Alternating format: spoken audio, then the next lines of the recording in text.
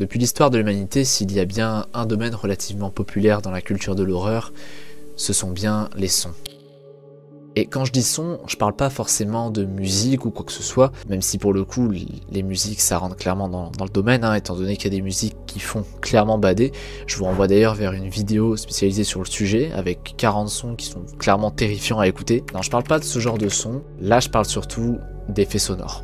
Les effets sonores, c'est un sujet assez vaste en réalité. En effet, pour qu'un effet soit marquant pour la personne, il n'a pas nécessairement besoin d'être volontairement flippant ou quoi que ce soit, puisque vous allez voir que dans cette liste, de nombreux sons peuvent paraître tout à fait normaux à vos yeux, et sont pourtant bel et bien terrifiants aux yeux des autres. Il y a quelques temps, je vous avais demandé sur l'onglet communauté de YouTube une liste en fait de sons, les sons qui vous ont fait concrètement le plus flipper, et vous avez été assez nombreux à répondre à ce post, et je vous en remercie d'ailleurs, avec des sujets divers, plus ou moins connus, des sujets qui pour le coup sont revenus plusieurs fois, en tout cas plus que les autres, et avec ce que j'ai pu récolter de vos commentaires et avec mes choix personnels, j'ai pu avoir une liste d'une vingtaine de sons, tous différents les uns des autres. Pour cette vidéo, j'ai décidé de la diviser en 3 parties distinctes, allant des sujets les plus connus et les plus mentionnés, aux sujets beaucoup plus obscurs et mystérieux, au fur et à mesure qu'on descend dans la vidéo. Dans l'idée, c'est vrai que ça ressemble un peu à un iceberg, mais ça n'est pas un iceberg.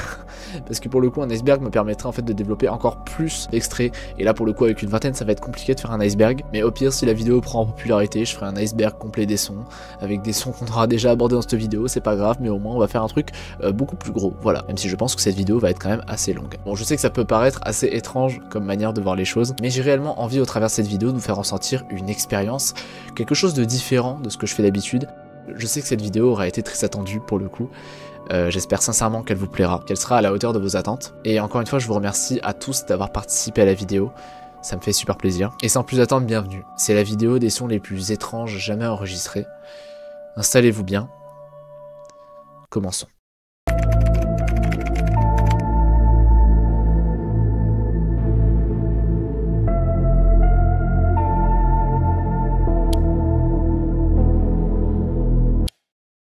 Pour cette première partie de la vidéo, vous allez voir que les sujets qu'on va aborder sont relativement connus. C'est ceux qui sont revenus les plus souvent dans les commentaires du post, et ceux que je considère juste moins dérangeants que le reste de la liste. Vous allez voir que les sujets sont assez diversifiés et ils valent tous le coup d'œil. Passons du coup maintenant au premier sujet relativement connu.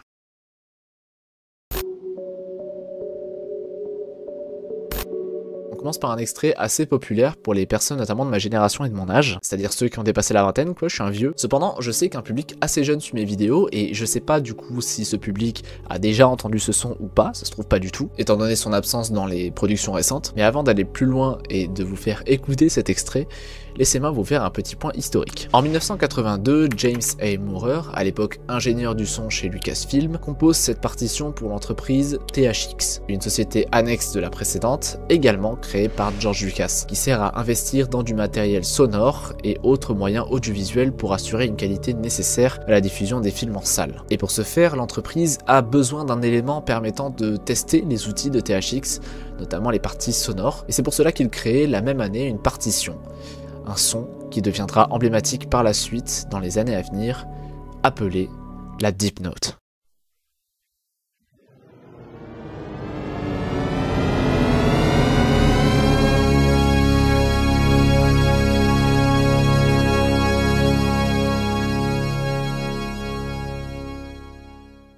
Ce son-là, il a été créé en 1983 à la suite de la sortie du 3e volet de Star Wars, Le Retour du Jedi, et a permis par conséquent l'élaboration de nouveaux outils sonores dans les salles de cinéma. Cette célèbre note connaîtra ensuite plusieurs bouleversements avec de nombreuses versions au fil des années, mais toujours dans la même thématique que l'original.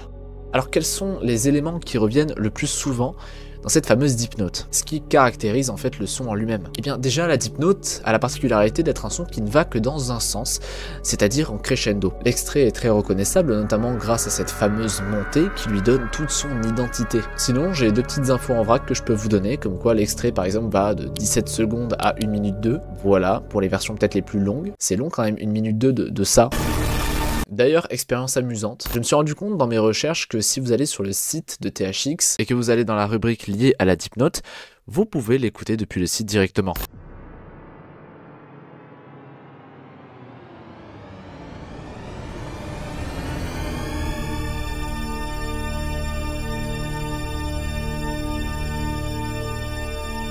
J'essaierai de vous mettre le lien en description si vous voulez essayer de votre côté. En tout cas, une chose est sûre, c'est que la Deep Note est de loin l'un des sons les plus emblématiques de ces dernières années, et je suis curieux de savoir si vous connaissiez ou non l'existence de cette fameuse note.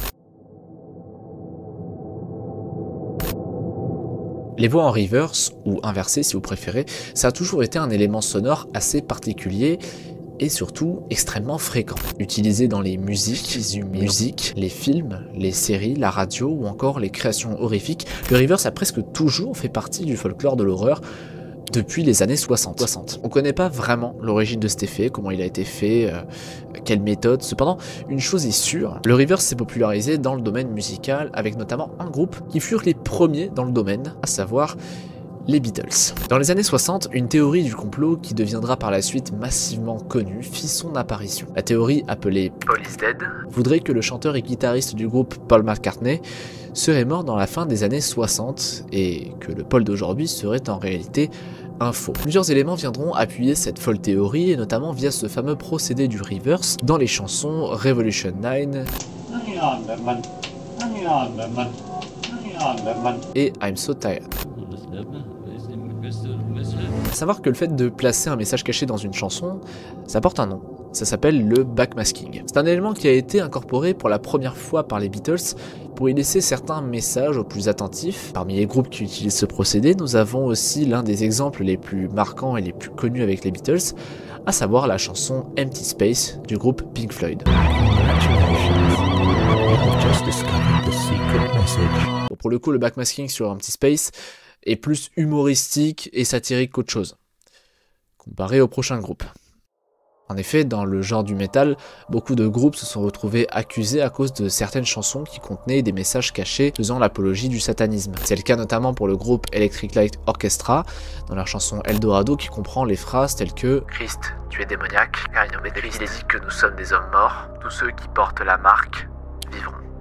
Des messages plutôt clairs et évidents qui auraient été démentis par le groupe. Il y a également le cas célèbre du groupe Led Zeppelin, accusé également d'apologie du satanisme sur la chanson Stairway to Heaven, qui pourrait laisser entendre à travers la phrase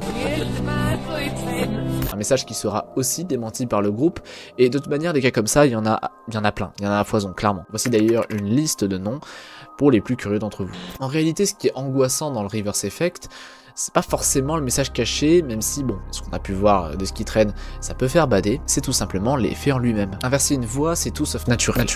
Et pour le cerveau humain, ce qui n'est pas naturel revient alors de l'ordre de l'étrange, et par conséquent, peut évoluer en une forme d'horreur selon l'utilisation.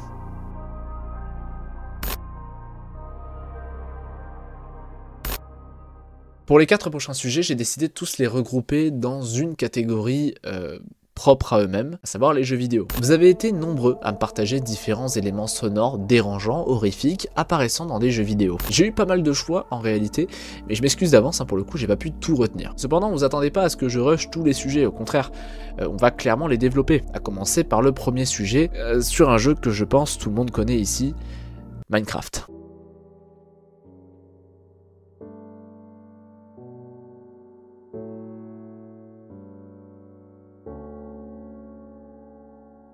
En plus d'être le jeu le plus vendu de l'histoire à l'heure actuelle, c'est également l'un des jeux qui comporte le plus de mystères. Je ne vous compte pas le nombre de creepypasta et autres théories qu'il y a sur le jeu, je pense que clairement il faudrait une vidéo entière pour parler de ça. À la place, on va parler d'un élément subtil, mais faisant pourtant partie des éléments les plus terrifiants du jeu, à savoir les grottes.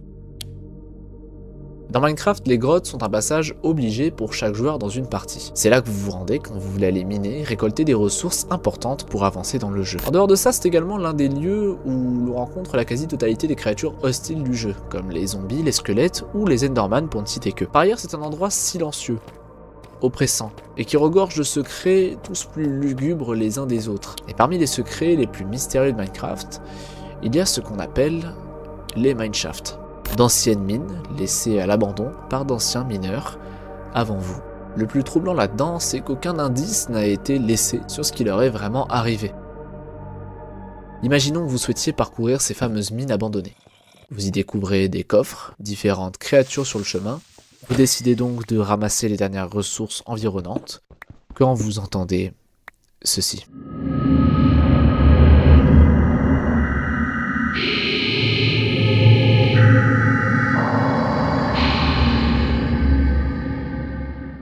sound design de Minecraft, c'est l'un des éléments les plus fascinants du jeu, allant des musiques mythiques, aux bruits environnants divers, allant des ambiances plutôt cosy et chill à celles inspirées tout droit de jeux d'horreur. Tout ça pour faire pousser l'immersion un peu plus loin. Dans le même style, je peux vous parler des disques C418, qui méritent d'être mentionnés également et qui structurent, si on les réunit, un semblant d'histoire sur un mineur disparu. Dans un genre assez différent, vous allez voir que le prochain sujet est tout aussi dérangeant que les grottes. Mimix est une antagoniste de la saga Paper Mario. Elle apparaît pour la toute première fois dans le jeu Super Paper Mario sur Wii. C'est un boss que vous rencontrez assez tôt dans votre aventure, et qui en apparence a l'air toute choupie et toute gentille. Sauf qu'il n'en est rien.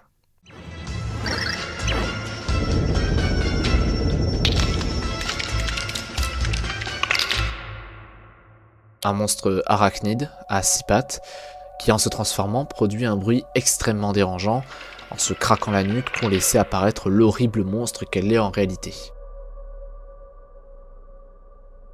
On va être honnête, ces bruits de craquement, ça fait peut-être 80% de la séquence. Et pour le coup, il n'y a qu'à voir les commentaires des personnes ayant joué au jeu pour se rendre compte que ça a touché une grande partie des gens. Je tiens à préciser d'ailleurs que le jeu est PEGI 3+, et qu'il est par conséquent accessible pour les enfants à partir de 3 ans. Ce qui est très jeune pour voir cette horreur. Après, je dis ça, je dis rien, mais en termes d'araignées, excuse-moi, mais je pense que dans Skyrim, ou dans Le Seigneur des Anneaux, ou dans Harry Potter, bon, voilà quoi. Alors, je pense qu'en termes d'araignées, on est déjà pas mal. Mais bon, là n'est pas le sujet. Passons au suivant. La licence de Last of Us, c'est l'une des licences les plus connues de ces 10 dernières années. Avec 2 jeux en tout, des personnages marquants et une histoire exceptionnelle, la licence aura transporté les joueurs dans une autre dimension, amenant le survival horror à un niveau de popularité jamais atteint avant, devenant même figure de proue du genre. Et au vu du type de jeu, il est logique de retrouver dans un monde post-apocalyptique peuplé d'infectés en tout genre, une espèce bien plus violente et bien plus virulente que le reste. Laissez-moi vous présenter les claqueurs. A l'inverse des autres monstres, le claqueur a la particularité d'être plus rapide, plus violent et plus imprévisible que les autres. C'est un monstre qui réagit uniquement au son et par conséquent, si pendant votre partie vous arrive de faire une action qui enclenche un bruit même minime, le claqueur se dirigera dans votre direction pour essayer de vous tuer. En plus de tout ce que je viens de vous dire, la raison pour laquelle il est dans cette liste, c'est bien à cause du bruit qu'il fait et qui, si on prend le contexte d'un jeu comme The Last of Us, fait relativement froid dans le dos.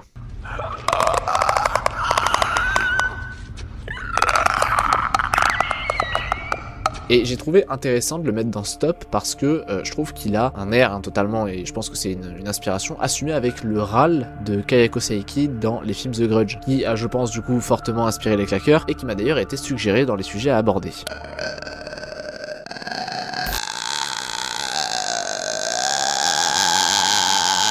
Cependant, le claqueur n'a pas l'air d'être le seul monstre zombifié à avoir effrayé les joueurs par le passé. Il y a également le Redead dans les jeux Zelda qui a pour passif de pousser un cri glaçant à chaque fois qu'il vous attaque. Et pour rester dans Zelda, il y a également le Dead End qui, quant à lui, ne pousse pas forcément de cris, mais a plutôt une apparence relativement angoissante. Voilà, on est plus sur du design concrètement. Voilà pour la partie jeux vidéo. N'hésitez pas à continuer d'ailleurs à me dire les jeux vidéo qui vous ont marqué en termes de bruit un peu flippant.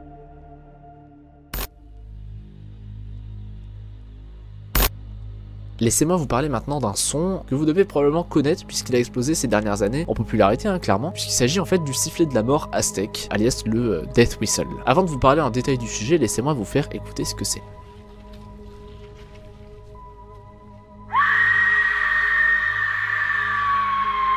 Bien, maintenant que vous avez le son en tête, laissez-moi vous recontextualiser tout ça. Le sifflet de la mort aztèque est à l'origine un artefact en céramique découvert pour la toute première fois en 1999 lors de fouilles au temple Quetzalcoatl à Tlaxcala, non loin de Mexico. Selon les différentes hypothèses, ce sifflet était utilisé dans le but d'intimider les envahisseurs pendant la guerre, mais également à des fins de rituels lors de sacrifices humains. Et en soi, la théorie tient la route, surtout quand on sait que le bruit ressemble quand même trait pour trait à un cri strident. Toute l'aura autour de ce sujet relate surtout des différentes théories et légendes urbaines que l'on peut entendre à son propos. La première étant celle que je vous ai émise, mais il y a également la théorie comme quoi c'est un instrument utilisé comme une sorte de talisman contre les mauvais esprits. Et c'est en 2023 que le sifflet reprend de la popularité avec la commercialisation par imprimante 3D d'une réplique de l'objet assez similaire à l'original, mais modifiée pour la rendre plus impressionnante. Et le son adoptera d'ailleurs par la suite le nom du son le plus terrifiant au monde. Comme dit plus tôt, beaucoup pensent que le son a été créé à partir de cris, étant donné la ressemblance avec un cri féminin, mais à ce jour, aucune de ces théories ne sont valables, et les spécialistes préfèrent rester sur l'hypothèse que les sifflets actuels commercialisés sont simplement une déformation du son original. En effet, c'est important de préciser quand même que le son original n'a absolument rien à voir avec le son qui est commercialisé actuellement, puisqu'en fait celui-ci a quand même été qualifié de beaucoup plus doux, et en fait ça ressemble plus à des bruits atmosphériques de vent qu'autre chose, donc rien à voir avec l'actuel.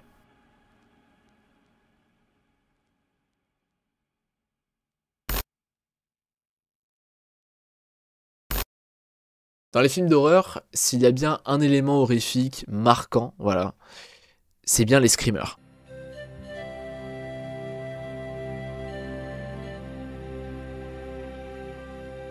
Non, je ne mettrai pas le screamer.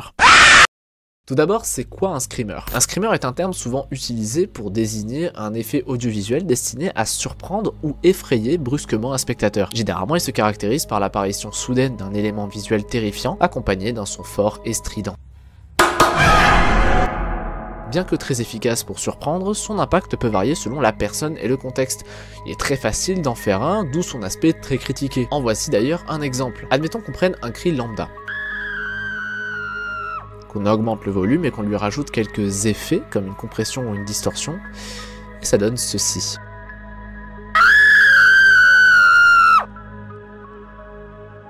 Et des screamers connus, il y en a un bon paquet. Si on prend ne serait-ce que dans le contexte d'internet, vous êtes sûrement déjà tombé sur le Maze Game ou encore la pub de la voiture, contenant deux screamers extrêmement populaires. Et à noter qu'il n'y a pas nécessairement besoin de faire un screamer avec un son violent pour qu'il fonctionne, et c'est le cas pour un paquet d'excellents films. Malheureusement, il est vrai qu'aujourd'hui, ce mode de peur est devenu assez obsolète. Vivement critiqué d'ailleurs, notamment pour sa surutilisation dans les films à gros budget qui ne savent pas du tout utiliser un screamer. Pour la peine d'ailleurs, laissez-moi vous dresser une liste de films contenant des super bons screamers. Voilà, comme ça, au moins, ça vous fait des bons petits films à voir. Voilà, n'hésitez pas, c'est un très bon film.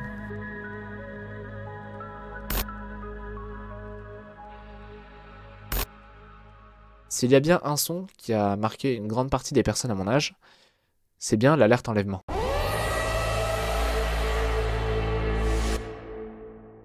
Cette alerte, créée en 2002 par le fondateur de Skyrock, Pierre Bélanger, a été inspirée de l'Amber Alert aux États-Unis et au Canada, qui sert à alerter la population sur la disparition d'un enfant. Elle se caractérise par un signal fort, strident, reconnaissable par tous, accompagné d'une série d'informations sur l'enfant en question. Voici d'ailleurs un extrait de l'Amber Alert.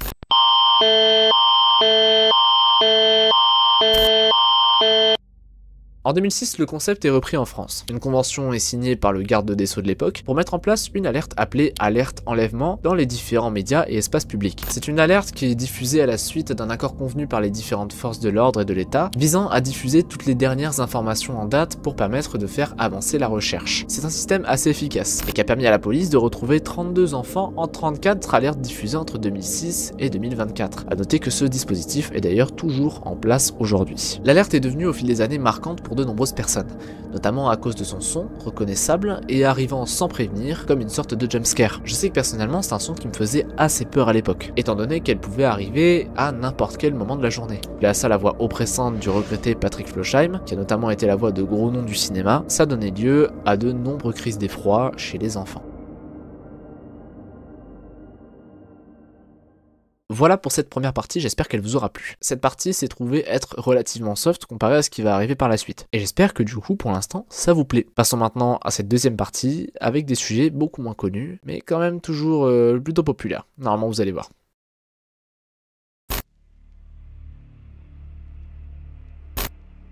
Dans la liste des sons les plus effrayants possibles, je pense qu'on peut ajouter sans difficulté un son qui a marqué toute une génération de joueurs, le son de la Wii quand elle crache.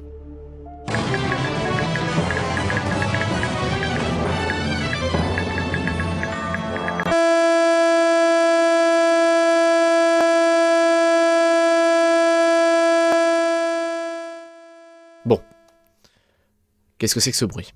Naturellement, quand une console crache, c'est souvent pour différentes raisons. Ça peut être une surchauffe, un disque corrompu ou encore tout simplement un bug d'un jeu. A noter que ce bruit horrible ne se limite pas seulement à la Wii, mais bien à la majorité des consoles de salon, incluant les consoles PlayStation et Xbox. What's going on?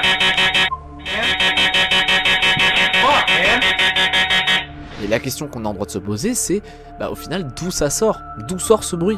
Pour comprendre d'où vient le bruit, on va garder la Wii comme exemple en prenant en compte ses différents composants. Je vous préviens d'avance, ça va être assez technique, donc si jamais je dis des bêtises, n'hésitez pas à me corriger dans les commentaires pour les connaisseurs. Quand on étudie la partie audio de la console, on y découvre plusieurs éléments, dont une mémoire tampon pour la sortie audio. Dans ce tampon, on y retrouve des données sonores stockées, qui se jouent quand la console est en marche. Ce genre de tampons là sont assez petits, et s'ils sont joués de manière répétée, les différents morceaux de son peuvent finir par se rassembler pour ne former plus qu'une seule tonalité, donnant alors le son du crash. Je sais pas si vous arrivez à suivre, je vais essayer de vous montrer un exemple, histoire que vous compreniez un petit peu mieux de quoi je parlais. Admettons qu'on veuille télécharger deux versions du son. On les place dans un logiciel de gestion sonore, en l'occurrence pour ma part Audacity, et on les place l'une en dessous de l'autre. Remarque vite que les deux tonalités sont très fortement similaires. Elles ne semblent pas varier et semblent avoir un taux d'itération identique durant environ 0,03 secondes, ce qui confirme une répétition du son. Vous pouvez refaire l'exemple si vous voulez chez vous, il n'y a aucun problème. Vous avez même d'ailleurs d'autres manières de faire, comme par exemple un générateur de son en ligne pour reproduire le crash en réglant l'onde sur Sawtooth, qui est la forme d'onde utilisée dans la Wii, et régler les hertz sur 330. Faites play et ça vous donnera ceci.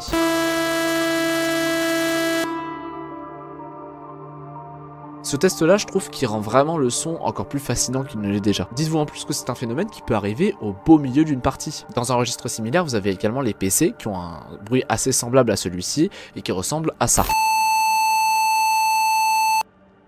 Ce son, appelé le Blue Screen of Death, est un son qui apparaît lors d'un crash de PC. C'est quelque chose de relativement récurrent, mais qui, quand il arrive sans prévenir, fait quand même relativement flipper.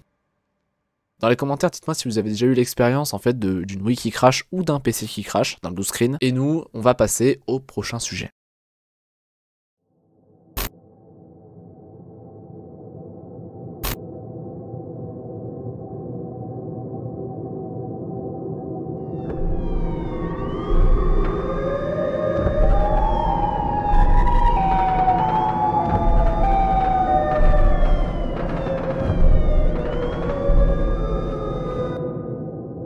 Bon, qu'est-ce que c'est que ce truc?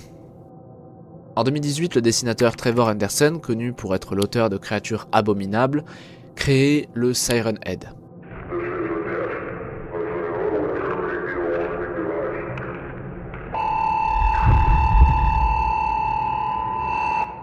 Un monstre humanoïde gigantesque, semblable dans l'influence au Slenderman. À la place de sa tête, deux sirènes géantes. L'une étant tout simplement l'instrument de ses massacres, en contenant une bouche qui lui permet de manger les personnes se trouvant sur son passage, et l'autre étant tout simplement son signal d'alerte, sa manière à lui d'annoncer son arrivée, une sirène d'alarme. Le son de ces sirènes, évidemment, elles ne sortent pas de nulle part. Leurs origines viendraient en réalité des sirènes Thunderbolt 1003 et EOWS 1212, qui sont deux sirènes d'alerte tornade utilisées majoritairement aux États-Unis. Celle du Siren Head viendrait de cette vidéo filmée pendant une alerte tornade à Chicago, dans l'Illinois, une région fortement sujette aux activités liées aux tornades.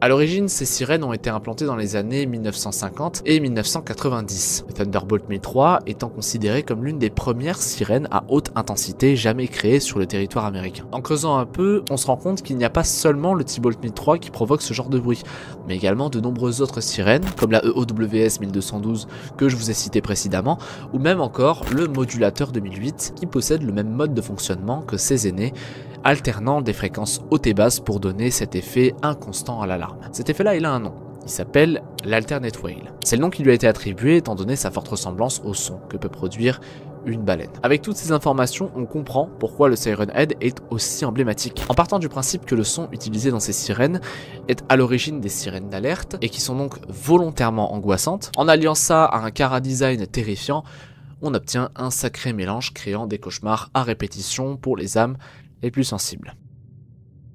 Passons maintenant au prochain sujet et on va toujours rester dans le domaine des sirènes et des alarmes.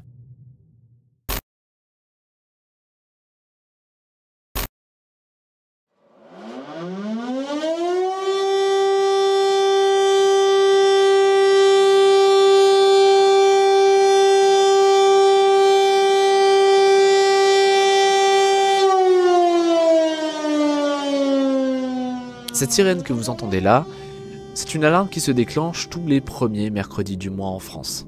Elle sonne ainsi tous les mois à des heures fixes, entre 11h15 et 12h15 selon où vous vous situez dans le pays. Elles permettent d'alerter la population en cas d'un potentiel danger à échelle nationale, et leur fonctionnement mensuel sert tout simplement à savoir si elles sont bel et bien fonctionnelles. Ce sujet-là, c'est peut-être celui qui est revenu le plus de fois avec l'alerte enlèvement, tant il semble vous avoir marqué et continue encore aujourd'hui puisque les alarmes sont toujours diffusées partout dans le pays. C'est une simple alarme à première vue, il n'y a rien de flippant.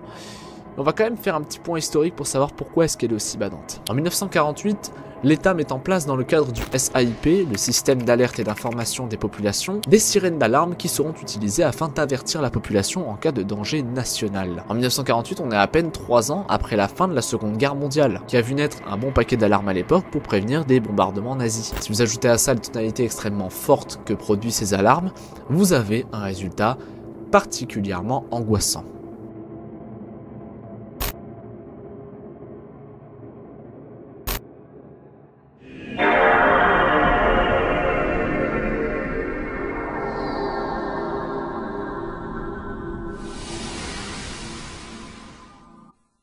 Cette intro-là, c'est peut-être l'une des plus connues de l'histoire du jeu vidéo. Toutes les personnes ayant touché au moins une fois à une PlayStation 2 savent à quel point elle a été marquante. Ses colonnes, son logo, mais surtout le plus important, son effet sonore. Et aussi emblématique et mystérieux qu'il soit, ce n'est pas de ça qu'on va parler aujourd'hui, puisqu'à l'instar du son que fait la Wii quand elle crache, on va parler d'un autre son tout aussi angoissant, le son que fait la PlayStation 2, quand elle détecte un disque inconnu.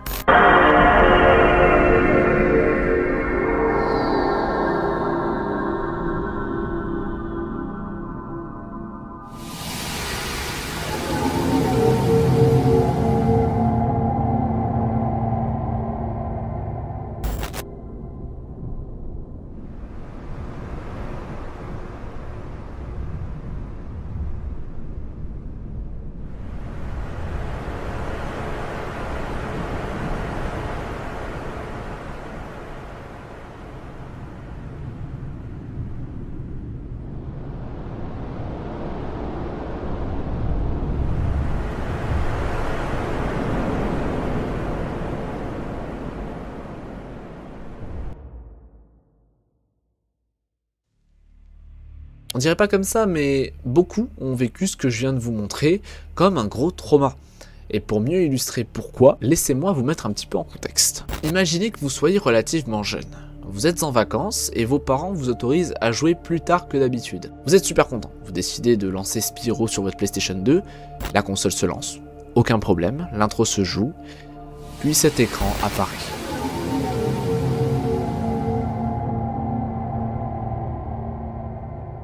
L'écran en lui-même n'est pas dérangeant, bien que décousu. Non, ce qui frappe là-dedans, c'est ce bruit. Rien de surprenant ou quoi, juste un fond sonore qui tourne, pendant des heures. Pas de musique, pas d'effet sonore joyeux, juste un long bruit de vent, assourdissant, qui fait froid dans le dos. Voilà la raison pour laquelle le red screen de la PS2 a marqué autant de gens.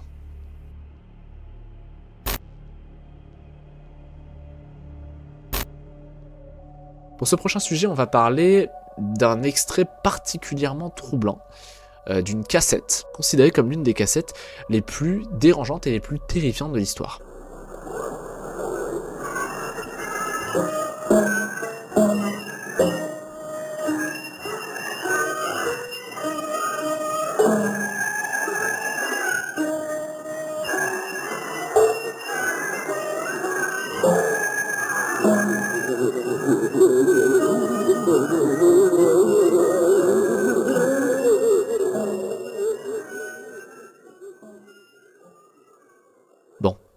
L'extrait que vous venez d'entendre se trouve être une cassette utilisée par le gouvernement américain durant la guerre du Vietnam pour intimider les forces ennemies et ainsi prendre un avantage psychologique sur eux. Alors je m'y connais pas des masses en stratégie militaire, hein, clairement je suis extrêmement nul là-dedans, mais je trouve ça plutôt futé d'utiliser des méthodes aussi ingénieuse et même parfois aussi basique pour prendre un avantage comme ça, sachant qu'un avantage psychologique, ça entraîne souvent une très grosse faiblesse mentale qui peuvent même faire perdre une bataille, et cette cassette représentant divers sons d'âmes tourmentées paraît être une plutôt bonne solution. Maintenant, est-ce que ça a marché ? On va dire que oui. Il faut savoir que les soldats vietnamiens se sont vite rendus compte de la supercherie, que c'était un simple enregistrement, et se sont dit que c'était une bonne idée de tirer dans le tas. Encore une fois, je suis pas expert en géostratégie, mais je trouve que c'est pas une très bonne idée. Puisqu'en tirant n'importe où, ça permet aux soldats de se replacer, et donc d'éliminer leurs ennemis qui ont quant à eux révélé leur position. Cette méthode, elle fait partie d'un protocole américain appelé le Psychological Operations, qui consiste à réunir de multiples méthodes psychologiques pour affaiblir et intimider l'ennemi en cas de temps de guerre. Dans le cas de la guerre du Vietnam, les forces armées américaines s'étaient informées au préalable sur les croyances des Vietnamiens. Étant un pays relativement croyant, ils ont pu jouer sur leurs faiblesses pour prendre l'avantage psychologique dessus, ce qui leur a pas empêché de perdre la guerre. J'appelle ça un ratio.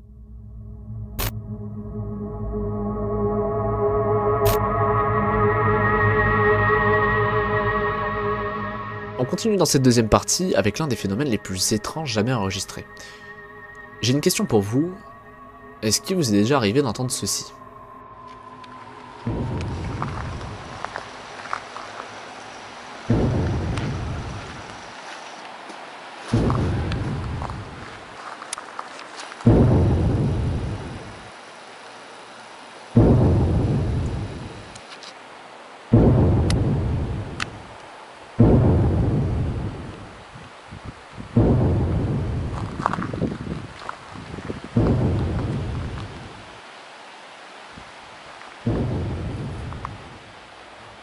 Ces sons que vous venez d'entendre, ce sont ce qu'on appelle des skyquakes.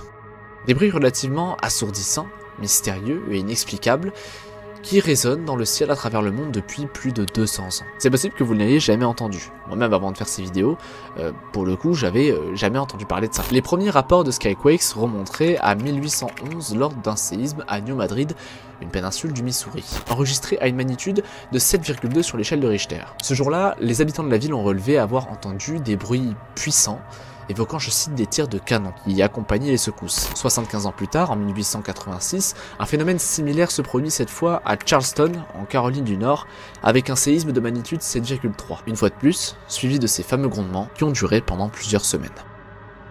Ce qui revient souvent dans les différents témoignages, c'est le fait qu'un skyquake est souvent précédé ou suivi d'une catastrophe naturelle, comme un tremblement de terre par exemple, qui est la catastrophe qui revient la plus souvent. Dans les différentes hypothèses relevées par les scientifiques, il y a celle que ce soit en fait des météores explosant et se désintégrant à leur entrée dans notre atmosphère, qui donnerait ce bruit assourdissant, assez similaire à un avion fracassant le mur du son.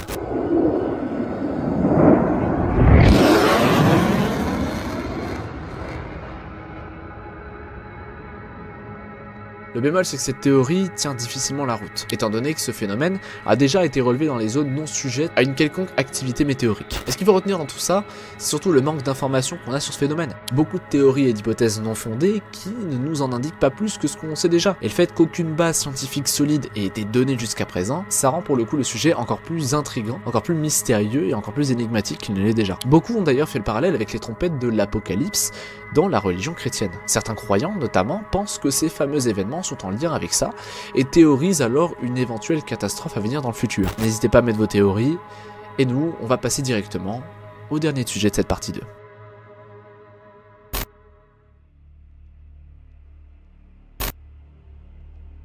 Pour la fin de cette deuxième partie, je voulais vous partager l'un des plus grands mystères scientifiques qui existent. Je connaissais pas du tout l'histoire avant de faire cette vidéo, et je m'excuse d'avance d'ailleurs si certaines informations ou termes sont totalement incorrects. Comme pour beaucoup de sujets, j'essaye de m'informer un petit peu comme je peux, donc voilà, si je fais des erreurs, n'hésitez pas à me corriger dans les commentaires, c'est fait pour ça aussi. En 1977, un puissant signal radio est capté par le radiotélescope surnommé The Big Ear de l'université d'État de l'Ohio. Le signal a été capté pendant près de 72 secondes et n'a plus été détecté depuis.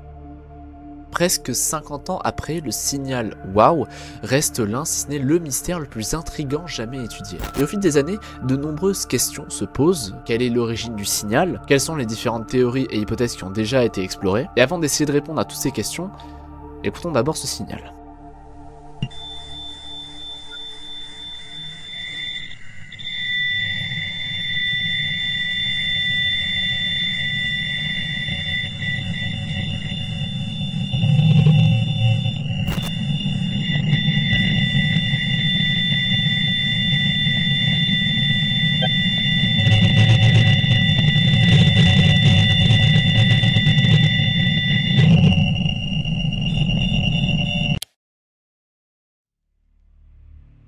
Plutôt étrange, on est d'accord, sachant qu'à la base on n'est pas censé entendre grand chose. L'origine du signal est maintenant dans le collimateur de Jerry Herman, l'astrophysicien qui a fait cette découverte en entourant la fréquence en rouge avec l'emblématique WOW écrit à côté, tant ce phénomène est rarissime, voire unique. Et d'après les hypothèses étudiées, le signal n'a rien à voir avec un passage d'astéroïdes, ni passage de planètes, ni satellites, ni quoi que ce soit d'ailleurs, ce qui a pour effet de flouter toutes les différentes pistes possibles. Et évidemment, quand l'humanité n'a pas la réponse à la question, c'est bien connu, ça vient d'une force extraterrestre. Vous l'attendiez, la théorie extraterrestre pointe le bout de son nez et de nombreux théoriciens du complot viendront mettre l'appui sur une force extraterrestre qui serait à l'origine de ce fameux signal. Et cette théorie du complot continue en disant que ce serait un message des aliens tentant de communiquer avec nous, mais comme beaucoup de théories similaires, ce sont des idées dans le vent, hein, pas forcément fondées, voilà, les théories du complot quoi. Et parmi toutes les théories étudiées au fil des années, celle qui revient le plus souvent sur la table, c'est celle d'une comète. Une comète appelée comète 266P. Elle serait passée en 1977, au même moment où a été enregistré le signal, émettant d'ailleurs l'exacte même fréquence que notre signal WOW. Cependant, malgré toutes les recherches scientifiques sur le sujet, la théorie d'astéroïdes reste beaucoup trop fragile pour être plus approfondie. À ce jour, le signal WOW reste l'un des phénomènes les plus mystérieux jamais enregistrés. J'espère sincèrement qu'un jour il sera élucidé, ça serait quand même la plus grande découverte du 21e siècle. On sait pas, peut-être, j'espère, en tout cas je croise les doigts. C'est la fin de cette deuxième partie, j'espère qu'elle vous aura plu, que vous êtes toujours là et que vous êtes prêts pour la troisième à venir. Parce que maintenant, avec cette troisième partie, on passe aux choses sérieuses. Attendez-vous à ce qu'elle soit beaucoup plus violente, beaucoup moins technique et surtout beaucoup moins joyeuse que les précédentes. Bienvenue dans cette troisième partie. Nous voilà dans cette troisième partie de la vidéo. Je vous mets en garde de suite. Les sujets qu'on va aborder dans ce troisième acte sont parmi les plus violents que j'ai pu aborder sur cette chaîne YouTube, et de loin. Si vous êtes une personne sensible, que vous êtes mentalement fragile, quittez cette vidéo ou passez directement à la conclusion. Je vous mets ce timecode pour vous repérer. Ce sera mon seul et unique avertissement. Pour les personnes qui veulent rester, bienvenue dans cette dernière partie de la vidéo.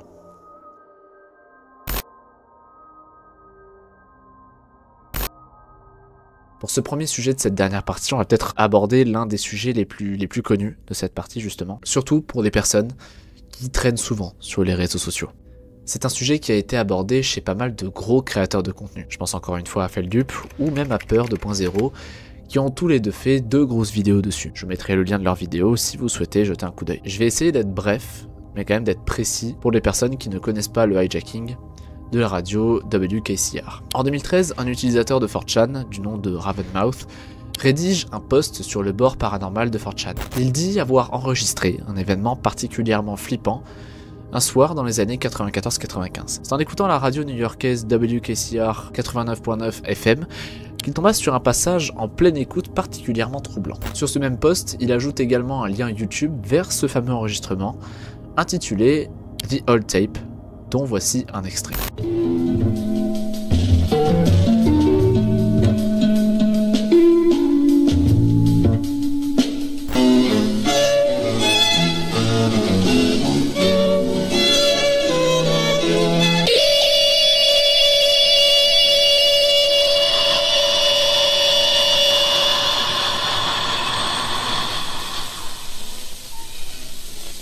Pendant plusieurs années, ce hijacking, qu'on peut traduire par une intervention pirate, a créé une très grosse enquête sur internet pour déterminer son origine exacte. Parce qu'il faut savoir que la radio WKCR-FM est une radio universitaire.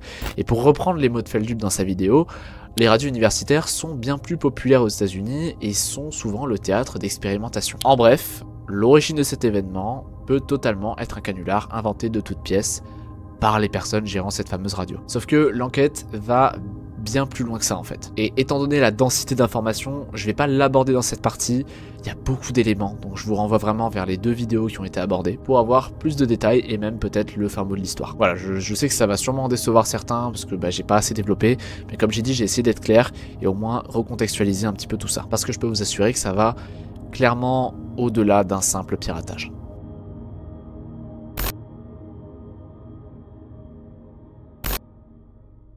Lors d'un crash aérien, s'il y a bien un élément à retrouver quasiment en priorité pour connaître les raisons du crash, c'est bien la boîte noire.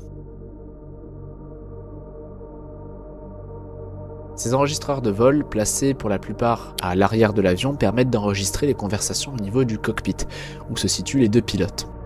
Depuis sa création dans les années 30, les boîtes noires fascinent, certains cherchant à connaître réellement les causes d'un crash, tandis que d'autres cherchent juste à satisfaire leur curiosité morbide. Certains de ces enregistrements ont été rendus publics, sous forme de retranscription, et trouvables facilement sur internet. Certains sont terrifiants à lire, mais là où l'horreur persiste, c'est lorsqu'on écoute ces fameux enregistrements. Je vais me permettre de vous en faire écouter quelques-uns. Si vous souhaitez pas les écouter, il n'y a pas de problème. Vous avez ce timecode si vous voulez passer. Pour les autres, écoutons.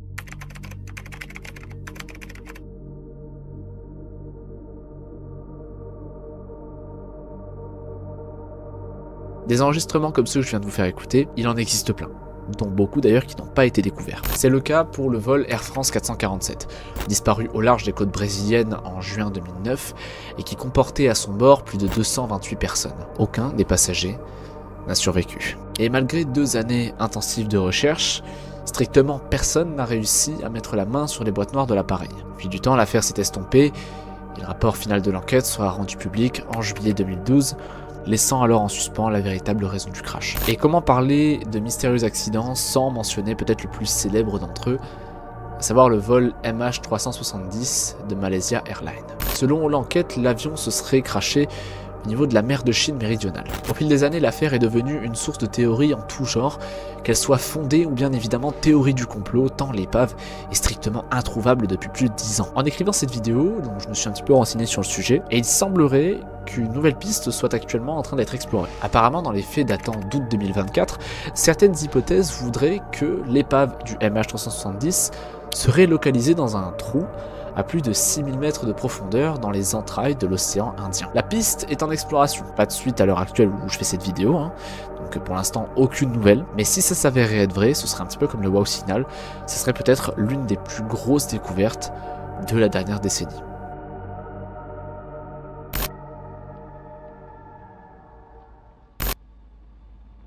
Née en 1952 à Leipzig en Allemagne de l'Ouest, Anneliese Michel est une jeune femme née d'une famille extrêmement croyante. Elle était décrite comme une jeune fille studieuse et pieuse en grandissant. Elle commençait à se sentir coupable de ses moindres erreurs, ce qui reflétait son éducation stricte. En 1968, à 16 ans, Anneliese subit une première crise d'épilepsie, diagnostiquée plus tard comme une épilepsie du lobe temporal. Cela entraînait des hallucinations auditives et des sensations d'oppression. Par la suite, elle sera hospitalisée et mise sous traitement antipsychotique et antiépileptique. Cependant, son état ne s'améliorait pas. Elle rapportait des visions effrayantes de visages démoniaques et entendait des voix lui ordonnant de se damner. C'est alors qu'Anneliese et sa famille ont commencé à se poser la question que peut-être ces crises n'étaient pas du tout liées à des problèmes médicaux, mais peut-être spirituels. Ils pensaient qu'elle était tout bonnement possédée par des démons. Et cette hypothèse, elle s'est vérifiée par plusieurs éléments, dont le refus d'Annelise de regarder des objets religieux, des excès de rage incontrôlables,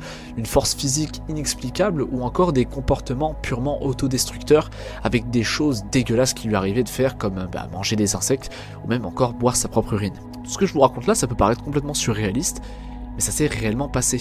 Des preuves ont été archivées et surtout des enregistrements d'Annelise ont été effectués pour prouver son existence, que je vous ferai écouter dans quelques instants. Mais avant ça, on va continuer dans l'histoire d'Annelise pour comprendre comment est-ce qu'elle en est arrivée là. Après plusieurs rejets de l'église, deux prêtres, Ernest Alt et Arnold Renz, ont été autorisés en 1975 par l'évêque local à pratiquer un exorcisme selon le rituel romanum, un manuel liturgique de l'église catholique datant de 1614 qui contient un chapitre dédié au rite de l'exorcisme. Entre 1975 et 1976, Annelise a subi 67 séances d'exorcisme, souvent prolongée et réellement épuisante pour la jeune femme. Selon certaines sources, elle aurait affirmé être possédée par plusieurs démons, notamment Lucifer, Cain, Judas. Comme je vous l'ai dit plus tôt, des enregistrements audio ont été effectués pendant justement ces séances d'exorcisme, et dont voici d'ailleurs un extrait.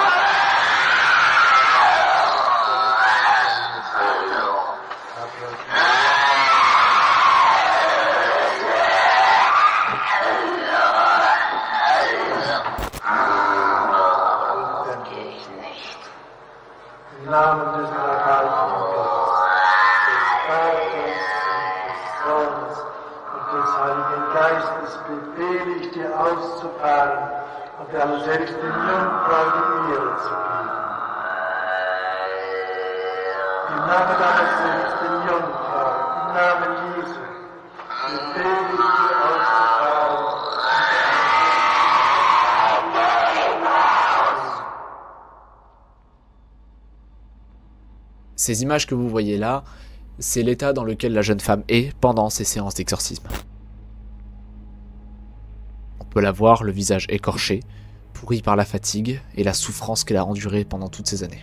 Finalement, c'est le 1er juillet 1976, à l'âge de 23 ans, qu'Annelise Michel s'éteint, après des années de bataille contre ses démons.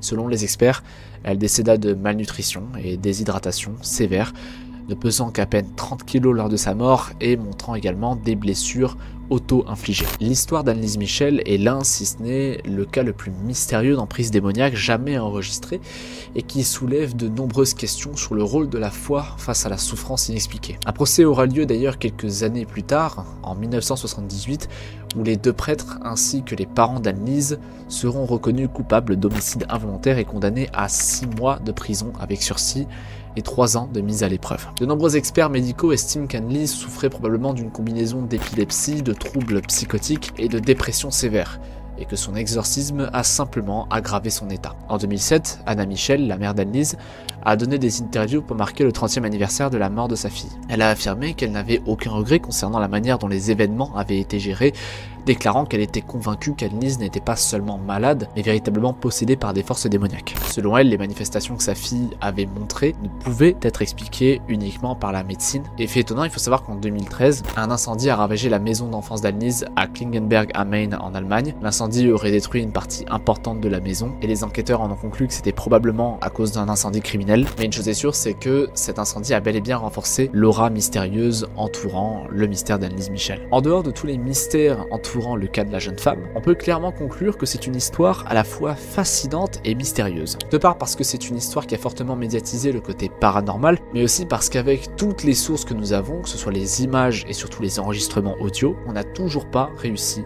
à élucider cette affaire. Et pour le coup, elle mérite d'être réellement étudiée sur toutes ses formes.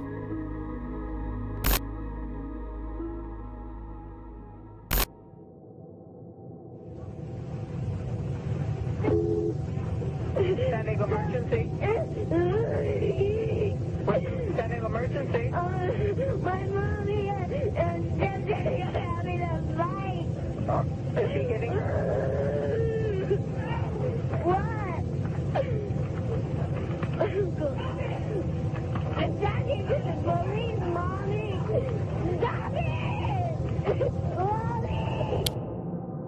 Cette effroyable discussion que vous venez d'entendre n'a rien de fake. C'est une discussion qui s'est réellement produite entre une interlocutrice du 911 et la petite Lisa Floyd, 6 ans. Nous sommes le 1er septembre 1991. La petite Lisa appelle en panique le numéro d'urgence du 911 à la suite d'une altercation entre ses deux parents. Lisa raconte en sanglots que son beau-père est en train de frapper sa mère au même moment. Elle ajoute que son beau-père boit régulièrement, qu'il rentre très souvent en conflit avec la mère, mais qu'aujourd'hui particulièrement, l'histoire va trop loin. Okay, we're gonna be there. We're taking your baby. What's going on? They're having a fight because this has been going on forever and ever. They always have this because he has a cousin. He's always drinking beer and getting drunk. And Mom, What's his name? What is his name? Your father's name? Pierre. Pierre? Yeah. What's his last name? I don't know, but I think his Is he name white, black, or Hispanic? is black. He's your father? He's my stepfather. Okay, how old is he? I don't know. Elle implore alors la dame d'envoyer la police le plus rapidement possible au domicile, afin de mettre un terme à la situation. La dame tente de récolter un maximum d'informations sur le père et essaye de rassurer la jeune fille.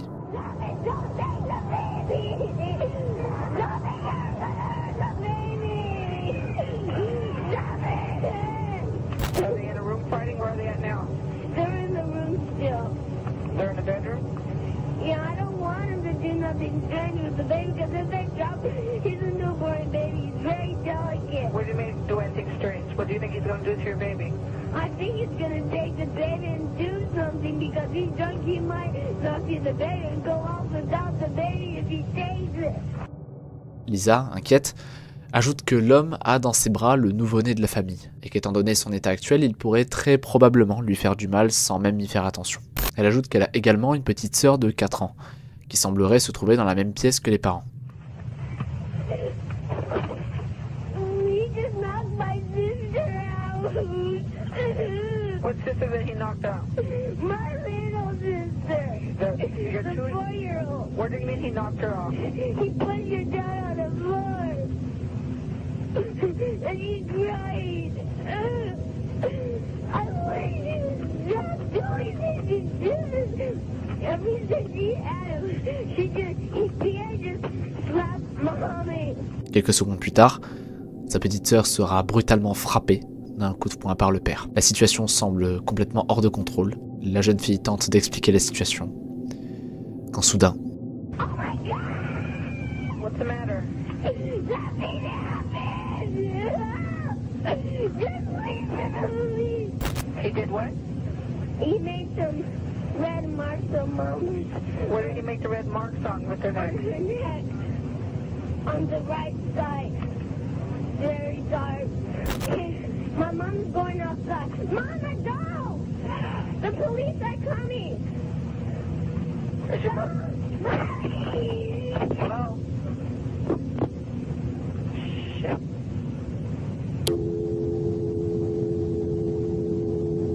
l'appel se termine brutalement, avec la jeune fille hurlant sur sa mère qui semble être toujours consciente, mais dans un état désastreux. Le cas de Lisa Floyd, c'est un cas extrêmement particulier puisque l'histoire de la jeune fille ne s'arrête pas à ce coup de fil, au contraire.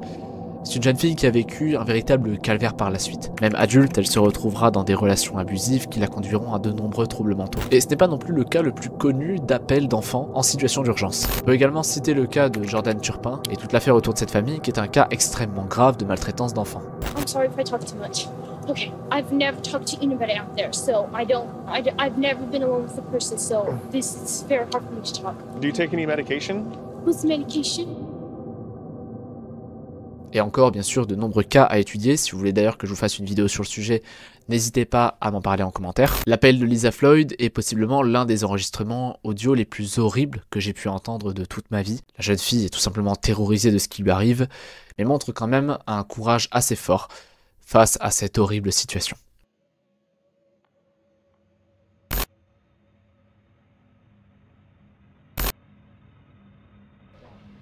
When his tape recording of one murder was played in court, people rushed outside and vomited.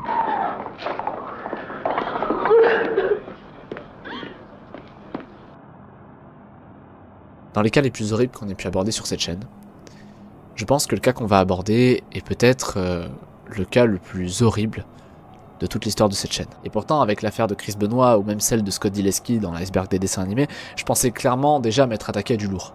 J'étais bien loin de m'imaginer l'enfer qu'a vécu la jeune Shirley Ledford ce soir du 31 octobre 1979. Encore une fois, du coup, si vous êtes sensible, vraiment passez directement à la conclusion, ce sera peut-être plus simple. Et pour les autres, laissez-moi vous raconter l'histoire horrible des tueurs à la toolbox et celle de Shirley Ledford. Tout commence ce 31 octobre 1979. Shirley Lynette Ledford, une jeune adolescente âgée de 16 ans, rentre chez elle après une soirée dans la ville de Burbank, en Californie. Sur le chemin, une camionnette blanche s'arrête. Et sans même avoir le temps de réagir, 2 hommes sortiront du véhicule pour capturer la jeune femme. Ces 2 hommes, dont je ne vais même pas prononcer le nom, conduisent alors jusqu'au lieu habituel dans lequel ils commettent leur massacre. Pour la remise en contexte, avant cet événement-là, 4 autres victimes avaient succombé aux attaques de ces 2 monstres durant l'année 1979.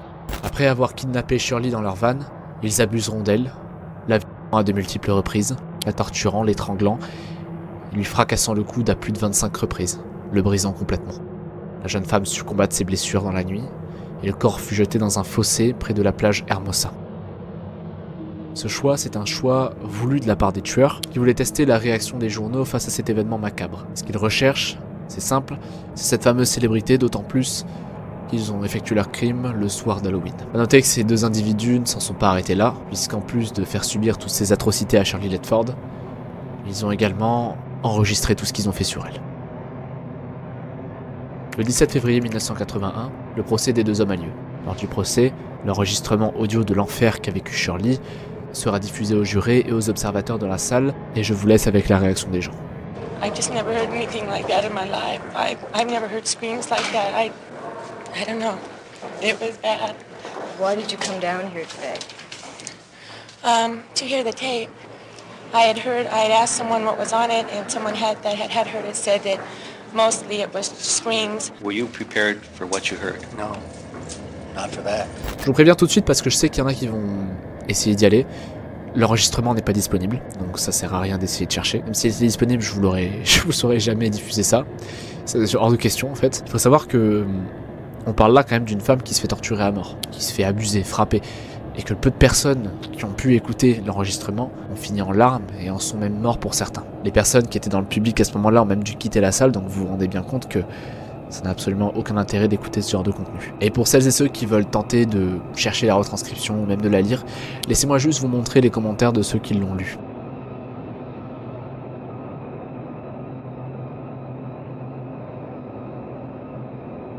Et de mon expérience personnelle, c'est peut-être l'une des choses les plus dégueulasses que j'ai pu lire sur internet. Je l'ai déjà dit, mais le cas de Shirley Ledford est le cas le plus horrible que j'ai pu aborder sur cette chaîne. Les enregistrements de tueurs, il y en a des centaines et des centaines. J'ai notamment en tête le tueur à la Toy Box, David Parker Ray, qui enregistrait ses victimes pendant qu'il commettait d'effroyables choses sur elles. Et malheureusement, c'est le moyen pour les tueurs en série de valoriser leur acte.